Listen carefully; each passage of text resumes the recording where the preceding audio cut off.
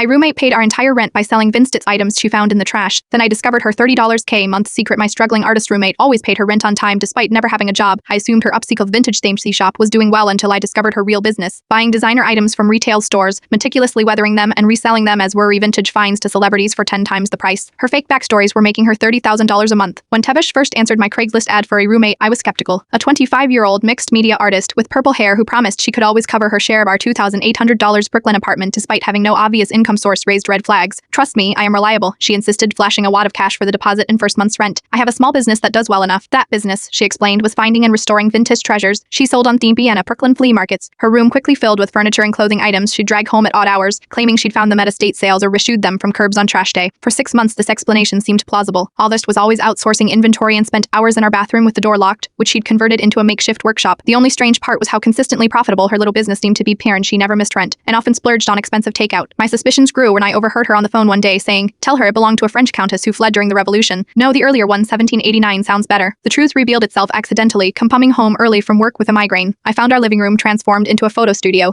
Jess was photographing what looked like an old weathered Messaba purse against a vintage backdrop. "Is that real Messaba?" I asked, startling her. "You were supposed to be at work," she snapped quickly, covering the bag. "Yes, it's authentic vintage, wounded at an estate sale upstate." I might have believed her if I hadn't recognized the bag. It was the same model my sister had purchased new just 3 months earlier when confronted. Tessis initially denied everything, but after I threatened to contact Thierny about potential fraud, she revealed her actual business model. She purchased new designer items from retail stores, then spent days aging them, gently scuffing leather, fading fabrics with specific chemicals, replacing contemporary zippers with period, appropriate ones, and even recreating aged authenticity tags. Each piece came with an elaborate fictional provenance, owned by a forgotten starlet from Huzid's golden age, or rescued from the Paris apartment of a reclusive heiress. Her primary customers, stylists for celebrities and éconciers looking for one-of-a-kind vintage finds no one else could have. She was charging $3,000 for bags that cost $300 retail, and $5,000 for weary jackets available at Nordstrom for $500. "It's not illegal," she insisted. "I'm selling authentic items, I just enhanced their history." Her phone lit up with a notification. Parnton, a stylist for a famous pop star, had just purchased a rare 1970 Clutch, actually from their 2022 collection. This isn't just a scam, I realized. This is actually brilliant marketing. The items were authentic. The craftsmanship of her aging techniques was remarkable. She was essentially selling the fantasy of exclusivity and history, Parton, something the luxury market already does, just with a different narrative. Maya offered me a partnership, 20% commission to help with authentication documents and photography. I declined but agreed not to expose her operation if she maintained separate business premises. Last month, she moved out to a loft in Williamsburg where she now employs 3 restoration specialists, art students who distress new products. Her newest venture, historical private commissions, where clients pay $10,000 to have their new purchases transformed into family heirlooms. Sometimes the most profitable vintage isn't old at all. Burnett's just dressed in a better story than reality.